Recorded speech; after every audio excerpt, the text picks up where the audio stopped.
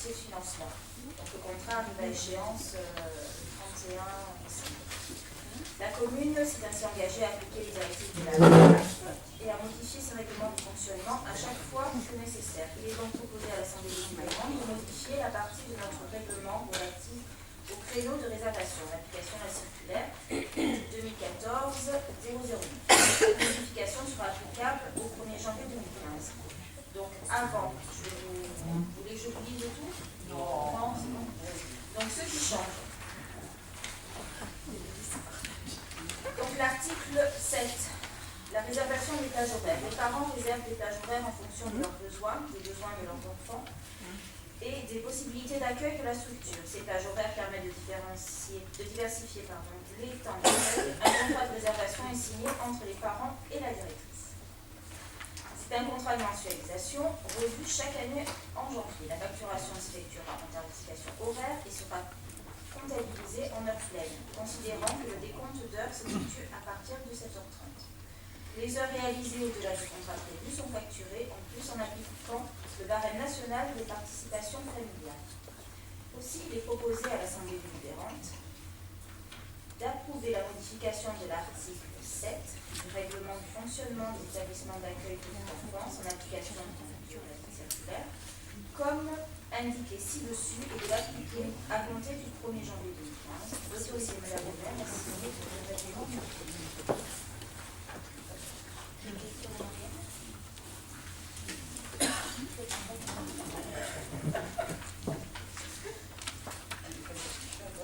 La question en arrière. Donc maintenant, nous avons une tarification horaire, nous avons une tarification horaire. Donc la commune y est fortement perdante, puisque le personnel doit être là. Voilà, donc on passe au vote. Qui est pour? Merci beaucoup. Développement économique, Dominique Lechaine. Occupation du domaine public dossier sur la commune de Sugo. Fixation du montant des redevances.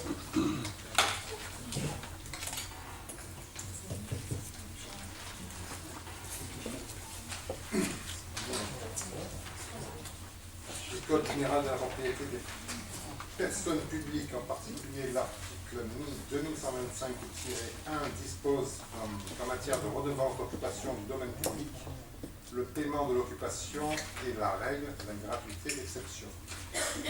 Toute occupation ou utilisation du domaine public d'une personne publique, collectivité territoriale et autres, donne lieu au paiement d'une redevance, sauf lorsque l'occupation ou l'utilisation concerne l'installation par l'État des équipements visant à améliorer la sécurité routière.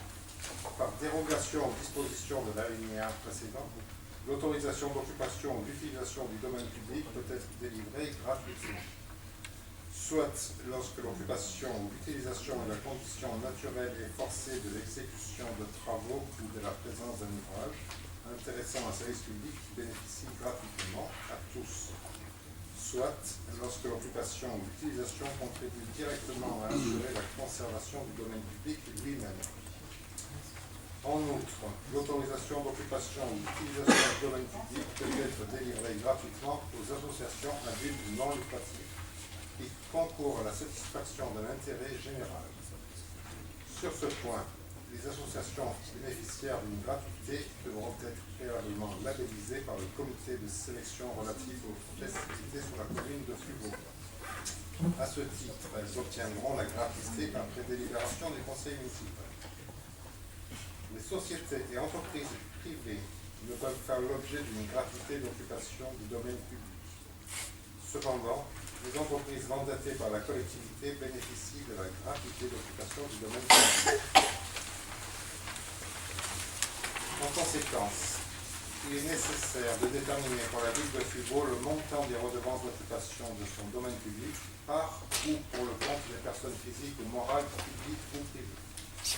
Un arrêté portant réglementation temporaire du domaine public fixera notamment les conditions d'octroi de l'occupation, d'octroi de l'autorisation d'occuper le domaine public de la ville de Sugo, ainsi que les modalités financières de perception des droits de vote. Aussi, il est proposé à l'Assemblée délibérante d'abroger et de remplacer la délibération numéro 121 du 23 juin 2014 par la suivante délibération, d'instaurer le principe de la redevance d'occupation du domaine public, de fixer le montant annuel des redevances d'occupation du domaine public routier et non routier sur la commune de Fugaux comme suit. Je vous passerai peut-être le détail des tableaux, si vous en êtes d'accord. Notamment une modification importante tarifaire, c'est celle des échafaudages été et barriérage, puisqu'on a eu une remontée logique, il me semble, de certains artisans qui travaillent dans le bâtiment et qui étaient quand même étonnés de ce qu'on avait délibéré au mois de juin concernant les échafaudages qu'ils étaient amenés à installer sur la République pour refaire des façades ou autres. Et ils nous ont démontré par A plus B que ça grevait de manière importante les devis qu'ils étaient obligés de faire à leurs clients. Donc on a révisé à la baisse notre tarification de manière à ce que les fûts-là ne soient pas handicapés sans trop de raison. Le fait de tarifer comme ça l'occupation du domaine public sur l'échafaudage, l'intention était surtout d'éviter que l'échafaudage reste trop longtemps plutôt que d'avoir un revenu substantiel pour la commune. Donc à ce niveau-là, nous avons donc en page 3, le dernier partie du tableau, nous avons modifié les tarifs. Donc il y a un forfait numéro 1 pour 1 à 15 jours, de 1 mètre linéaire à 10 mètres linéaires, 50 €. Forfait numéro 2, 90 € pour 15 jours et moins de 30 jours. En général, c'est la durée d'un chantier. Le forfait numéro 3, 150 € pour 10 mètres linéaires à 30 mètres linéaires pour 1 à 15 jours. Et forfait numéro 4, de 15 jours et moins de 31 jours, de 10 mètres linéaires à 30 mètres linéaires, 290 €. Au dos, vous avez les autres tarifications qui sont inchangées. Et donc, je vous demande à l'Assemblée délibérante d'autoriser Madame le maire à délivrer sur ces bases et d'occupation du domaine public sollicité et par délégation au chef de service de la police municipale concernant les autorisations temporaires. Des questions à noter. Juste des petites questions d'information plutôt. Vous évoquez là sur les associations, on a vu un échange sur quelle association peut profiter de la gratuité, il y avait une liste de manifestations. Vous évoquez un comité de sélection relatif aux festivités sur la commune de Fugaux. C'est quelque chose de nouveau ça ou... C'est pas proprement parler d'un comité de sélection. C'est une réunion d'élus, en effet, on s'est concerté entre nous pour déterminer un certain nombre d'associations qui pourraient bénéficier de cette génération dans la mesure où elles utilisaient de manière fréquente le domaine public. Et ça correspond à la liste qu'on avait passée au mois du 23 juin. À la délibération suivante de cette période-là, en effet. Et la liste est inchangée, la délibération n'est pas abrogée. D'accord. Et donc s'il y a de nouvelles associations qui veulent pouvoir profiter un peu de la gratuité parce qu'elles rentrent dans ce cadre-là, et elles viennent vous présenter quelque chose auprès de... Elles en feront la demande à la municipalité qui ensuite prendra une délibération. On passera ça en conseil municipal. Et là où on avait évoqué, on n'y revient pas. La deuxième question, c'était... Là, vous évoquiez les changements par rapport aux échafaudages, donc on comprend très bien le principe, très bien. Pourquoi on évoque une tarification du 1er juillet au 30 août, puis à compter du 1er septembre, pour un document qui est signé en décembre, ça, c'est pas très explicite.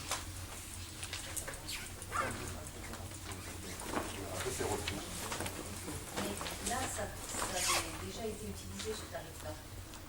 Parce que du 1er juillet au 30 août, il a été utilisé dans la fête foraine. Ouais. Voilà. Il faut le maintenir. Il ne faut pas l'abroger, il faut le maintenir. Voilà. Donc le principe, c'est de dire quelque chose qui est passé, vous auriez du mal à faire venir chercher Voilà. de manière rétroactive, de manière libération. Parce que ça Et après, on le redélibère, on l'a abrogé, donc on le maintient pour cette période-là.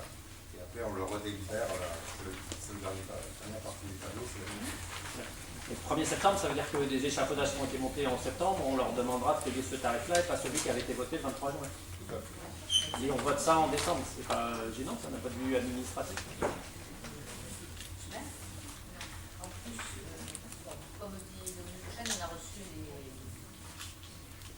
les entrepreneurs qui nous ont parlé de leurs difficultés, en particulier lorsqu'ils sont seuls à travailler et qui reforment une toiture et une façade. Donc l'idée, c'était effectivement de permettre de conserver l'échafaudage. La tarification n'a pas été mise en application. D'accord. Vu les remontées que nous On avons eues. suspend en attendant de délibérer là-dessus. Merci. Alors, nous passons au vote. Qui est pour? Merci beaucoup. Allez. Marie-Louise Bacchus, décision modificative du budget annexe de l'eau potable.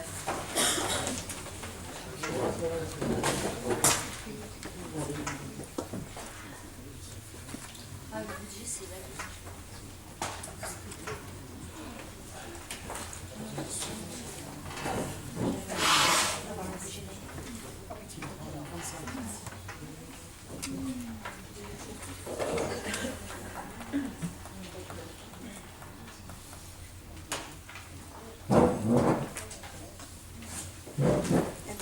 Alors, décision modificative 2014-2 du CNR et le comptable. Afin de régulariser certaines écritures comptables et d'ajuster les prévisions, il convient de modifier les prévisions de crédit du budget annexe de l'eau potable tout en respectant les chiffres de pays. L'exploitation des dépenses en article 66 intérêt rattachement destiné plus 1085,53 €. Exploitation recette en équilibre bien sûr en 70 plus 1085,53 €. Cette décision modificative s'équilibre donc comme suit: recette d'exploitation 1085,53 €, dépenses d'exploitation 1085,53 €. Il est proposé à l'Assemblée délibérante d'autoriser les virements de crédit tels que présentés ci-dessus, d'autoriser Madame Bien à signer tout document.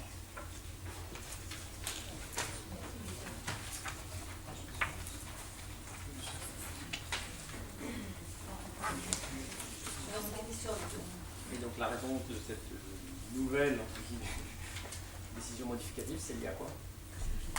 L'ICNE, c'est une demande du trésorier payeur qui a demandé que maintenant, c'est une opération d'ordre, des moins qui a demandé que ça apparaisse. Voilà. Vous verrez qu'en 2015, ça apparaît officiellement sur le budget. On n'en a pas passé une au dernier conseil Ça n'a municipal. rien à voir. Non mais du même ordre, on n'a pas passé une décision modificative du budget. C'est intérêt pour une non échue. Donc ça ne faisait pas partie de la précédente. Non mais ça tombe, ces remarques tombent au fil de l'eau et du coup on les passe au fil de l'eau en conseil municipal. C'est ce que le trésorier payeur fait des remarques, au fil de l'eau il envoie des mails et on les traite. Oui, il n'y a pas moyen de les globaliser et de les Il passer. faut demander au trésorier payeur, vous savez, on n'est pas maître du travail de cette personne. Quel est le délai de prise en compte de ces remarques? Parce que la loi nous oblige à le passer tous les mois. Enfin, quand il y a des conseils municipaux tous les 3 mois, je pense qu'il n'y a pas de ça. C'est le comptable, il a donné droit, il demande, on a qu'à l'accepter. Non, c'est pas ma question, Et c'était il pas. fallait le passer avant le 31 décembre de l'année. Donc on est au dernier conseil, on le passe. On en a déjà passé d'autres. Ma question, c'est pourquoi on ne regroupe pas ces éléments-là? Là, on n'a pas pu regrouper. On a fait, ça ne nous amuse pas. Non, mais nous non plus. Ben voilà. C'est juste pour simplifier, alléger les conseils municipaux. Ces points-là, s'ils peuvent être regroupés et passés en une fois, je pense que tout le monde C'est un gagne. fonctionnaire de l'État. Oui, mais vous avez l'air d'être contre l'État. J'ai rien contre l'État, il fait plein de choses, mais là, le principe, c'est de les regrouper, je pense peut-être. Pour optimiser un peu le travail. Le principe, c'est la liberté du conseil municipal de voter une décision modificative tous les mois s'il le souhaite. Voilà. Donc c'est vrai que traditionnellement, on essaie de regrouper quand on peut. Après, je crois d'ailleurs que les décisions modificatives de la commune, il y en a une ou deux par an. Il y a des communes qui en font 3, 4, 5. On essaie de regrouper. Des fois on peut, des fois on peut pas. Après, c'est tous les bureaux. Voilà. Là, on n'a pas pu. Ceci étant dit, nous passons au vote. Qui est pour? Qui est contre?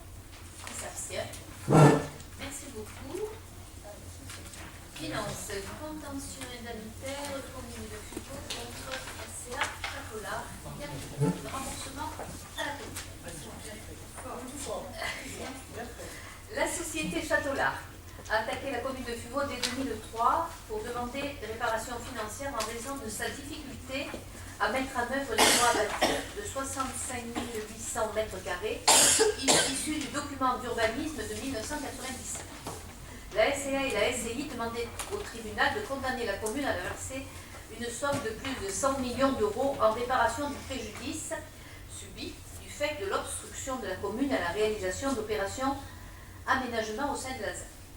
Dans un premier jugement, le tribunal administratif a condamné la commune a indemnisé le préjudice résultant du retard subi par l'intéressé dans l'obtention d'une autorisation de lotir et a fixé ce montant à 1 500 euros. La commune et la SCA Château d'Arc ont relevé appel de ce jugement et la Cour administrative d'appel a considéré qu'il y avait bien une banque à gagner pour la société et a condamné la commune à une indemnité de 2 millions d'euros pour réparation du préjudice subi, portant intérêt à capitaliser à compter du 24 janvier 2007. En exécution de ce jugement, la commune a payé la somme due en 2012. Le Conseil d'État, dans son arrêt du 5 novembre 2014, a annulé la décision de la Cour administrative d'appel du 19 juin 2012 qui condamnait la commune. La somme de 2 millions plus les intérêts doit donc être remboursée. La commune va donc procéder aux écritures comptables en liaison avec le Trésor public afin de récupérer les sommes versées. Il est donc proposé à l'Assemblée délibérante d'autoriser Madame le maire à émettre le titre de recette afin de récupérer la somme versée en exécution du jugement aujourd'hui annulé et donc de nous autoriser à signer tous les documents nécessaires.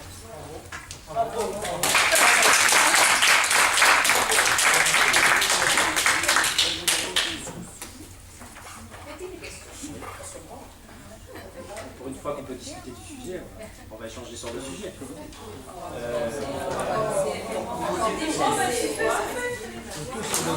Ah non, je pense que c'est loin d'être fini cette histoire. Notre première question, c'est sur... Ah ben, on va essayer de s'en réjouir, effectivement. On va échanger avec vous pour essayer de s'en réjouir tellement. Je pense qu'on sera les premiers à s'en réjouir si il y a 2 millions d'euros qui rentrent dans les caisses et qu'on n'en paye pas 20 millions derrière. Donc on va essayer d'échanger là-dessus. Pourquoi ? Je vais vous expliquer pourquoi. Le Conseil d'État, le jugement il est définitif, on ne peut pas y revenir dessus, il ne peut pas y avoir d'appel là-dessus. D'accord. Et le Conseil d'État a dit que la commune n'avait pas à payer les indemnités. Et elle a dit aussi que la commune avait eu raison de ne pas donner le droit de lotir. Alors on est là pour échanger, donc j'ai aucun souci à ce que vous exposiez votre position, votre lecture des 4 arrêtés, il y en a 4 du Conseil d'État. Il se trouve que dans le Conseil d'État, c'est écrit, on pourra le relire, qu'il renvoie le jugement au tribunal administratif. Pour 2 autres contentieux, c'est vrai. Sur celui-là aussi, il me semble. Donc, non, vous n'avez pas vu. Vous n'avez pas vu. Un, c'est sur le flux, et le second, c'est sur un arrêté. Voilà, que nous avons là. D'accord. On va regarder ce point. Moi, ma première question, c'est lorsque la commune a été condamnée en 2012, j'ai pas vu passer en conseil municipal l'émission d'un titre de recette disant que la commune allait devoir payer 2 millions de dépenses. Mais c'est une dépense, c'est pas une recette. À ce moment-là, c'était une dépense. Un titre de dépense, puisque l'origine initiale, donc, c'était le fait que la commune en 2012 a été condamnée à 2 millions et a dû payer un titre de dépense, et pas de recette, de 2 millions. Donc, est-ce que vous l'aviez de la même manière passé en conseil municipal pour évoquer ce point? C'était dans le budget général. Dans le budget général, c'était point spécifique. Non, mais je pense que la dépense n'était pas prévue non plus, enfin, du moins je l'espère. Du moins je l'espère. La dépense, je suppose qu'elle n'était pas prévue, des 2 millions d'euros. C'est qu'on avait l'argent pour la conditionner l'argent quand même. Mais vous saviez que vous alliez être condamné?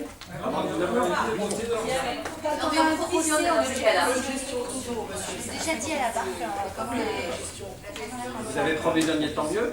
Il y a eu un conseil municipal dans lequel vous avez évoqué ce contentieux-là et vous avez évoqué le titre de dépense de 2 millions d'euros de la part de la commune. C'était dans le budget général. Je sais pas. Oui, mais donc il n'apparaît pas clairement. Moi, ce qui m'étonne juste, vous vous en réjouissez et on sera les premiers à s'en réjouir aussi sur cette...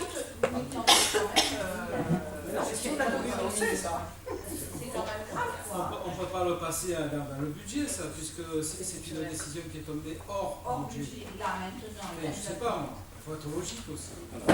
Je vous pose là une question. Je vous pose une question. Notre intégrité, c'est difficile, c'est quand même... C'est petit. Non, je vous pose la question. Est-ce que vous aviez évoqué À un ça? moment donné, il faut essayer de reformuler correctement.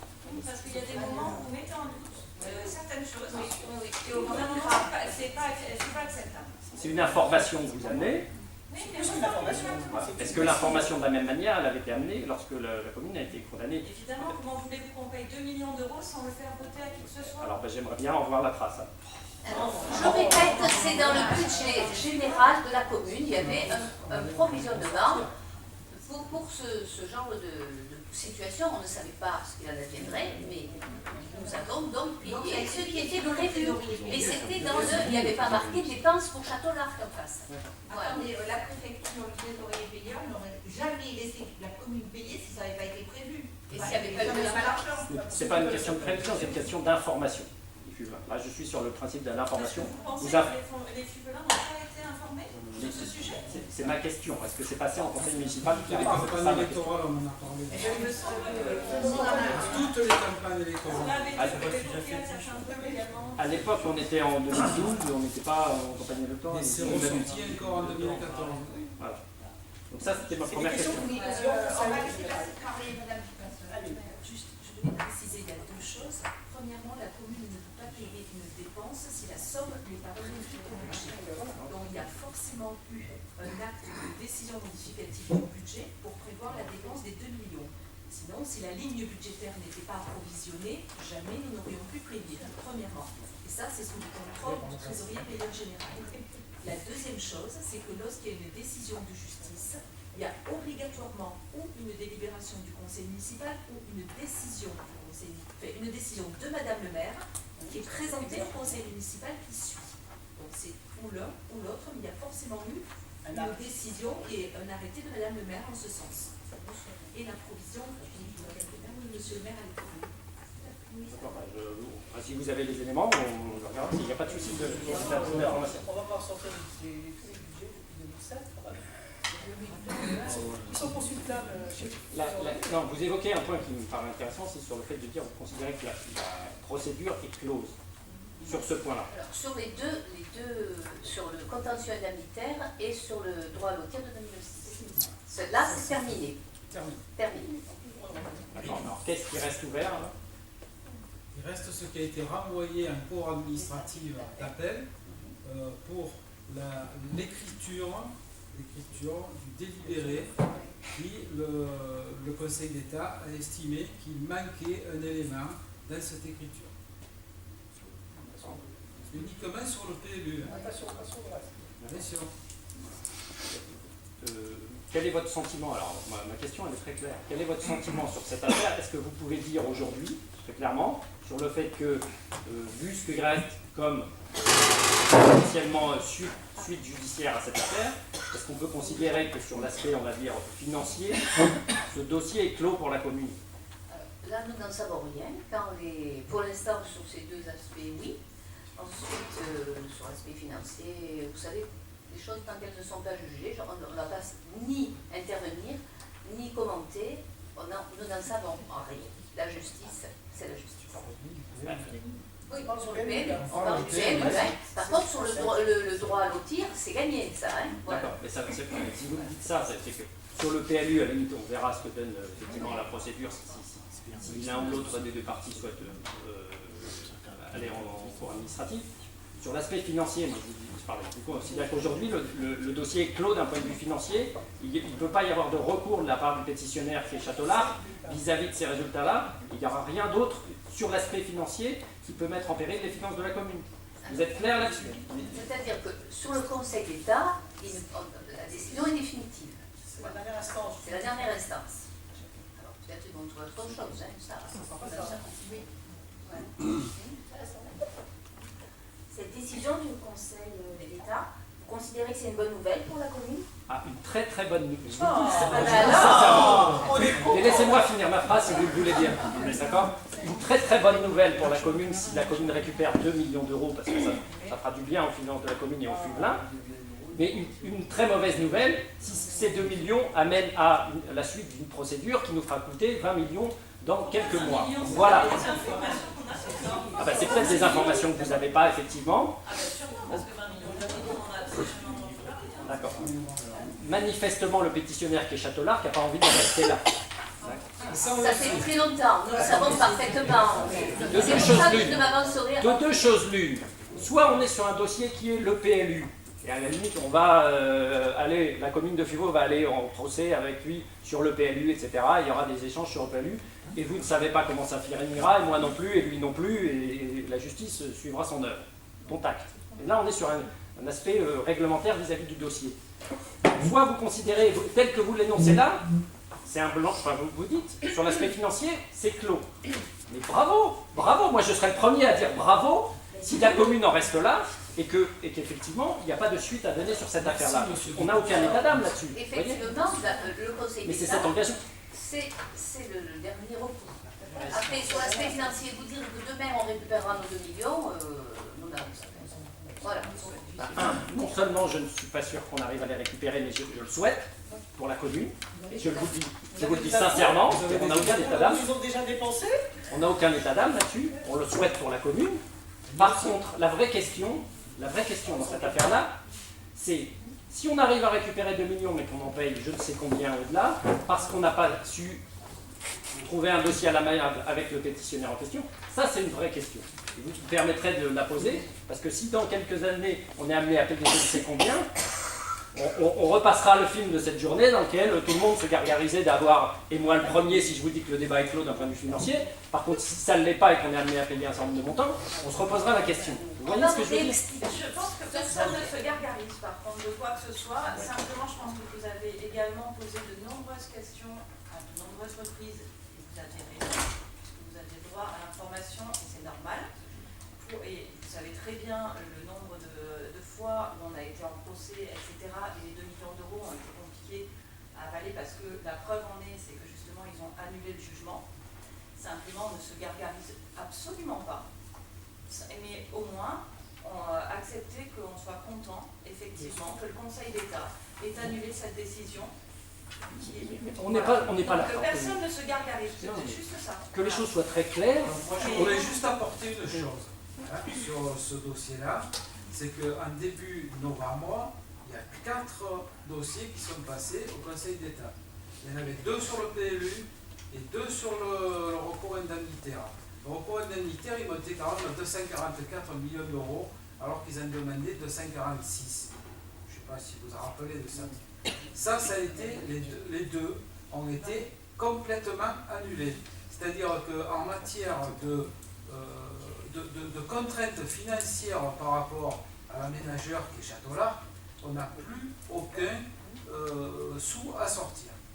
Maintenant reste le PLU.